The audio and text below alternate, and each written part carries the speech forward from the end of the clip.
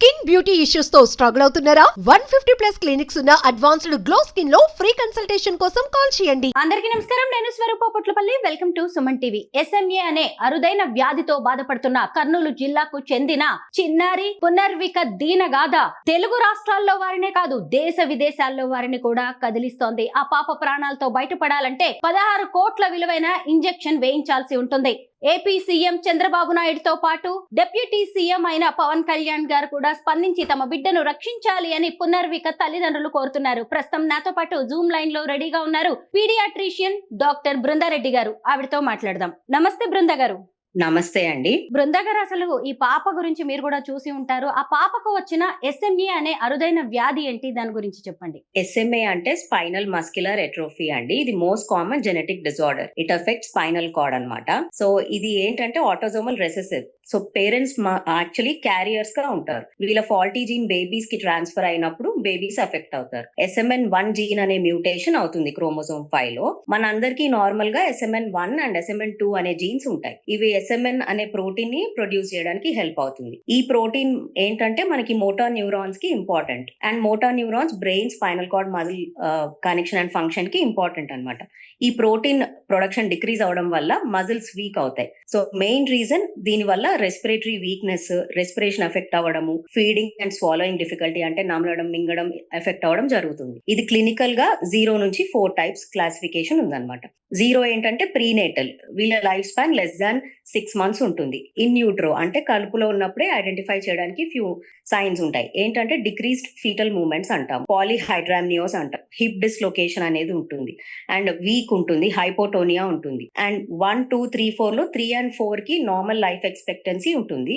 1 కి less than 2 years వరకు ఉంటుంది. 2 కి సెకండ్ లేదా థర్డ్ డికేడ్ వరకు ఉంటుంది, అంటే 20-30 years వరకు ఉంటుంది. 0 and 1 ఏమో మోస్ట్ సివియర్ ఫార్మ్. కాకపోతే 0 టైప్ వాళ్ళు కడుపులో ఉండగానే వాళ్ళ లైఫ్ ఎక్స్పెక్టెన్సీ అయిపోతుంది కాబట్టి నెక్స్ట్ 1 వచ్చేసి లెస్ దాన్ 2 years ఉంటుంది. వీళ్ళకి ఏం సిమ్టమ్స్ ఏముంటాయి అంటే రెస్పిరేషన్ ప్రాబ్లం ఉంటుంది. మనకి రెస్పిరేషన్ కి కూడా మజిల్స్ అవసరం ఉంటుంది బాడీలో, ఎస్పెషల్లీ ఇంటర్కోస్టల్ మజిల్స్ రిబ్స్ దగ్గర అండ్ డయాఫ్రమ్ మజిల్స్ ఉంటుంది.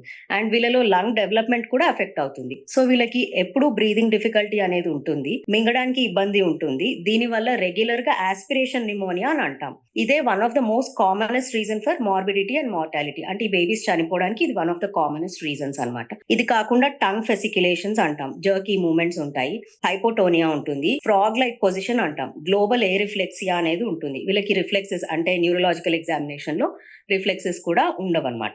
ఇవన్నీ రీజన్స్ వల్ల వీళ్ళ లైఫ్ ఎక్స్పెక్టెన్సీ చాలా తక్కువగా ఉంటుంది. సో ట్రీట్మెంట్ ఏంటి అంటే మల్టీ డిసిప్లినరీ ఉంటుంది అనమాట. మెయిన్ గా వీళ్ళకి రెస్పిరేటరీ సపోర్ట్ లైఫ్ లాంగ్ అవసరం ఉంటుంది. అండ్ వీళ్ళకి ఫీడింగ్, న్యూట్రిషన్ హెల్ప్ కూడా అవసరం ఉంటుంది. ఆర్థోపెడిక్ కేర్ అవసరం ఉంటుంది. ఇమ్యునైజేషన్స్ ఏజ్ అప్రోప్రియేట్ గా వీళ్ళ కండిషన్స్ బట్టి ఇవ్వాలి. And family counselling, genetic counselling అనేది చాలా ఇంపార్టెంట్.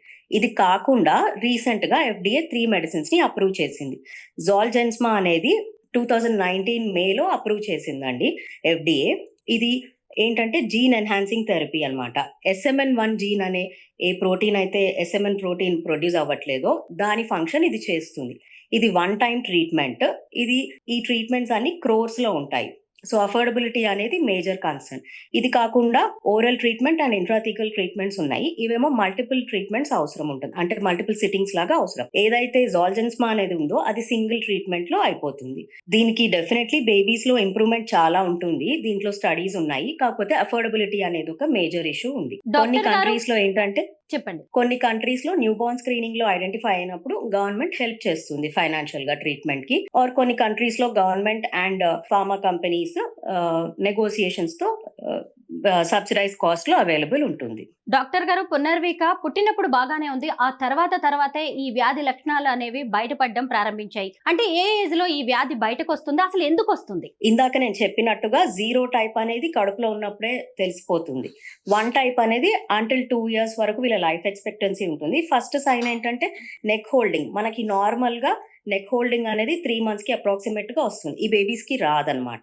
అండ్ ఈ బేబీస్ కూర్చోవడం, నిలబడడం, నడవడం ఇవన్నీ ఏమీ సరిగా చేయలేరు. సపోర్ట్ ఇచ్చినా చేయలేరు, ఎందుకంటే మజిల్ వీక్నెస్. సో మెల్లిమెల్లిగా తెలుస్తుంది బేబీస్ కి. పునర్విక ఇప్పుడు ఈ SMA నుంచి బయటపడాలి అంటే 16 కోట్ల విలువైన ఇంజెక్షన్ వేయించాలి అంటున్నారు. అసలు 16 కోట్లు ఏంటి ఒక ఇంజెక్షన్ ఖరీదు? ఇది జీన్ థెరపీ కాబట్టి వీటికి ఏ ఫార్మా కంపెనీ అయినా R&D cost and trial costs ఉంటాయి. అండ్ ఇవి స్మాల్ బ్యాచెస్ లో ప్రొడ్యూస్ అవుతాయి. వెరీ ఫ్యూ పీపుల్ కి ఈ కండిషన్స్ ఉంటాయి కాబట్టి స్మాల్ బ్యాచెస్ లో ఉంటాయి. అండ్ వన్ టైం ట్రీట్మెంట్ ఉంటుంది. సో వీటి కాస్ట్ అలా ఉంటుంది. అండ్ ఇండియాకి GST కాస్ట్ అవన్నీ కూడా మళ్ళీ మన దగ్గరకు వచ్చినప్పుడు అవన్నీ కూడా ఉంటాయి. ఇలాంటి కేసెస్ లో పేరెంట్స్ క్యారియర్స్ గా ఉంటారు అని ఇందాక మీరు చెప్పారు. మరి ఇటు చూసినప్పుడు పునర్విక పేరెంట్స్ ఇద్దరు చాలా హెల్దీగా ఉన్నారు, ఎలాంటి జెనెటికల్ డిసీజెస్ కూడా వారికి లేవు, కానీ ఈ పాపకి ఎందుకు వచ్చింది? క్యారియర్స్ గా ఉన్నప్పుడు ఇవన్నీ బయటపడవండి. ఫాల్టీ జీన్ వాళ్ళు క్యారీ చేస్తారు. బేబీస్ కి అది ఎఫెక్ట్ అయినప్పుడు వాళ్ళ SMN1 అనే జీన్ మ్యూటేషన్ అయినప్పుడు బేబీస్ లో వస్తుంది. ఇది ఆటోజోమల్ రెసెసివ్ టైప్ అన్నమాట. పునర్వికను కాపాడడానికి ఇప్పుడు అందరూ ముందుకొస్తున్నారు, విరాళాలు కూడా సేకరిస్తూ ఉన్నారు. దీనివల్ల ఏదైనా ఉపయోగం ఉండే అవకాశం ఉందా? ఎందుకంటే 16 కోట్ల రూపాయలు అసలు మనం గ్యాదర్ చేయడం, డొనేషన్స్ రూపంలో రావడం అనేది చిన్న విషయం కాదు కదా. ఎలా ఈ పాపను రక్షించుకోవాలి? ఇది డెఫినెట్లీ ఆ ట్రీట్మెంట్ ఇప్పగలిగితే ఆ బేబీ క్రైటీరియా కూడా మ్యాచ్ అవ్వాలండి. బిలో 2 years ఉన్నప్పుడే చేయాలి. అండ్ కొన్ని క్రైటీరియా ఉంటాయి, అవన్నీ మ్యాచ్ అవుతేనే మనం మనీ ఆ టైంకి రెడీ ఉన్నప్పుడు ఆ క్రైటీరియా మ్యాచ్ అయితేనే చేస్తారు. SMA1 కి ఆ క్రైటీరియా యూజువలీ మ్యాచ్ అవుతుంది కాబట్టి ఫైనాన్షియల్ గా హెల్ప్ ఉంటే we can go ahead once the criteria matches.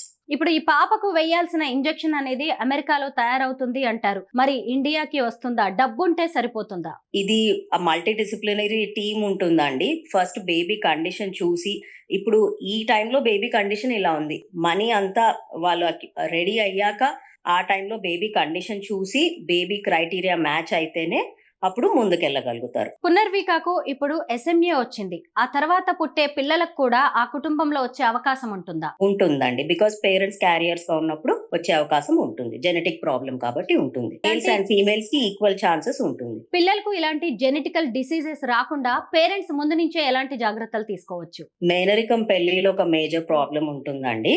But అన్ని జెనెటిక్ ప్రాబ్లమ్స్ మేనరికం ప్రాబ్లం అనే కాదు. కొన్నిసార్లు ఇప్పుడు పేరెంట్స్ క్యారియర్ జీన్స్ వల్ల, డిఫెక్ట్ జీన్స్ వల్ల కూడా అలా అవుతుంది. మేనరికం పెళ్లిలు తగ్గిస్తే చాలా వరకు బర్త్ లో వచ్చే జెనెటిక్ డిఫెక్ట్స్ తగ్గిపోతాయండి. అంటే రక్త సంబంధాల్లో పెళ్లి చేసుకోవడం వల్ల ఇలాంటి జెనెటికల్ సమస్యలు వస్తాయంటారా? ఇంకా చాలా కండిషన్స్ కూడా ఉంటాయి జెనెటిక్ ప్రాబ్లమ్స్ బై బర్త్ వచ్చేవి, మేనరికల్ పెళ్లిల వల్ల వస్తాయి. డాక్టర్ గారు, మీరు ఇందాక చెప్పారు స్కానింగ్స్ లో కడుపులో ఉన్నప్పుడే కొన్ని వ్యాధులను తెలుసుకునే అవకాశం ఉంటుంది అని. పునర్విక విషయంలో అలా జరగలేదా? అది మనం చెప్పలేమండి. ఆ ఫీటల్ స్కాన్ రిపోర్ట్స్ ఉంటే గనక మాట్లాడగలుగుతాము. డిక్రీజ్డ్ ఫీటల్ మూవ్మెంట్స్ అనేది ఉంటుంది, పాలీహైడ్రామ్నియోస్ అనేది ఉంటుంది. ఇది స్పెసిఫిక్ గా ఈ కండిషన్ కి కాకుండా కొన్ని వేరే కండిషన్స్ లో కూడా ఉంటాయి. అప్పుడు ఆ బేబీకి తగిన ఇన్వెస్టిగేషన్స్, మదర్ కి బేబీకి తగిన టైంలో తగిన ఇన్వెస్టిగేషన్స్ అయినాయా, వాళ్ళు ఆ చెకప్స్ కి వెళ్ళారా, మనకు ఆ డేటా ఏమీ లేదు కాబట్టి we cannot comment about it. SMA వంటి జెనెటికల్ డిసీజెస్ తో బాధపడుతున్న వారికి ఇంకా చావే శరణ్యమా? ఎలాంటి చికిత్సలు ఉండవా? అంటే ఈ ఇంజెక్షన్ తప్ప? ఇది కాకుండా ఇంకో 2 మెడిసిన్స్ కూడా ఉన్నాయి. ఒకటి ఓరల్, ఒకటి ఇంట్రాథీకల్ అండి. అవి కూడా జీన్ థెరపీసే. అది SMN type 2 దానికి టార్గెట్ చేస్తుంది. ఇది SMN1 జీన్ ఏదైతే ఫంక్షన్ చేయాలో ఆ పని ఇది చేస్తుంది, జోల్జెన్స్మాబ్ అనేది. డాక్టర్ గారు, మన వైద్య రంగం ఎంతో అభివృద్ధి చెందుతోంది, అయినా సరే ఎందుకు ఇలాంటి డిసీజెస్ కి ఇంకా మనం కావాల్సిన మందుల్ని కనిపెట్టలేకపోతున్నాం? సైన్స్ స్టిల్ ఇవాల్వింగ్ అండి. చాలా వరకు మనం ట్రీట్మెంట్స్ ఉన్నాయి, అండ్ అలాగే ట్రీట్మెంట్ లేనివి కూడా చాలా ఉన్నాయి. డాక్టర్ గారు, ఇక ముందు ఇలాంటి పిల్లలకు ఇలాంటి జెనెటికల్ వ్యాధులు రాకుండా ఎలాంటి చర్యలు తీసుకోవచ్చు? ఇది జెనెటిక్ ప్రాబ్లమ్స్ అనేవి రేర్ కండిషన్స్, బట్ అందులో ఇది కామన్ అన్నమాట. ఈ స్పైనల్ కార్డ్ ఎఫెక్ట్ అయ్యే ఈ SMA అనేది మోస్ట్ కామన్ జెనెటిక్ డిజార్డర్ అన్నమాట. సో పేరెంట్స్ అనేది పెళ్లి అప్పుడైనా కానీ తర్వాత అయినా కానీ జెనెటిక్ స్క్రీనింగ్ టెస్ట్స్ చేయించుకుంటే కొంతవరకు వాళ్ళకు జెనెటిక్ కౌన్సిలింగ్ అవసరమైన వాళ్ళకి ఇవ్వచ్చు.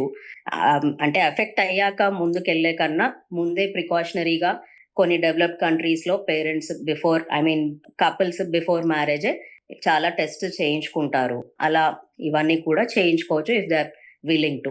డాక్టర్ గారు, మీరు ఒక పీడియాట్రిషియన్, మీ దగ్గరికి అనేక రకాలైన జబ్బులతో పిల్లల్ని తీసుకొస్తూ ఉంటారు. ఈ మధ్య కాలంలో ఆటిజం అనేది కూడా ఎక్కువగా బయటపడుతుంది, దీనికి కారణం ఏంటి? ఆటిజం అనేది చాలా కాజెస్ ఉంటాయండి, బట్ కొన్ని మిత్స్ కూడా వచ్చినాయి. MMR వ్యాక్సిన్ అని సైంటిఫిక్ గా ఎవిడెన్స్ అయితే లేదు దానికి.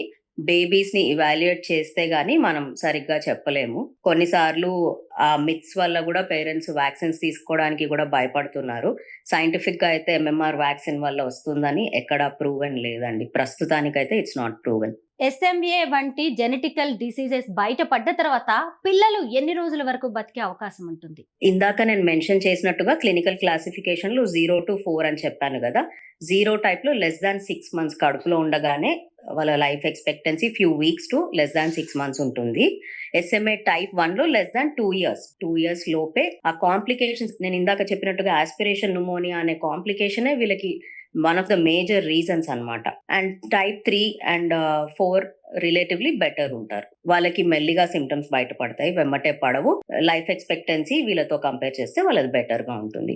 ఆల్మోస్ట్ నార్మల్ లైఫ్ ఎక్స్పెక్టెన్సీ ఉంటుంది. టైప్ 2 లోనేమో సెకండ్ అండ్ థర్డ్ డికేడ్ అంటే 20-30 years వరకు. కానీ each individual is different. This is just classification broader. మొత్తం మీద ఈ పునర్విక ఇష్యూ అనేది అందరినీ కదిలిస్తోంది. ఆ పాప ప్రాణాపాయం నుంచి బయటపడాలని, ఆ తల్లిదండ్రులకు కడుపు కోత అనేది ఉండొద్దని కోరుకుందాం.